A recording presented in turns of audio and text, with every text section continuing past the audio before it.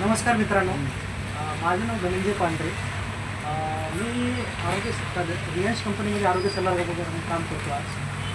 आज मी या सरांकडे आलो.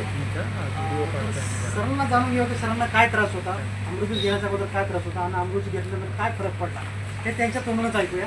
नमस्कार सर. तुमचं नाव सांगा सर. माझं नाव शेख हनीफ हुसेन.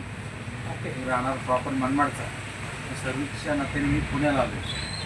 पुण्याला असताना 2019ला मला ब्रेन हॅमरेज झालं. त्याच्यामध्ये माझी एक सर्व्हिस दिली.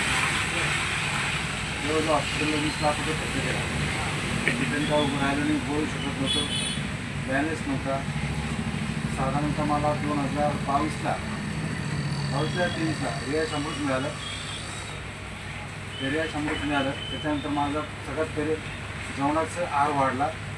त्याच्यानंतर माझा बॅलन्स आला. त्याच्यानंतर आज मी काठीच्या आधारे फिरतोय. किती दिवसांचा रिझल्ट आला तुम्हाला? साधारणतः 2 ते 3 महिन्यात आला.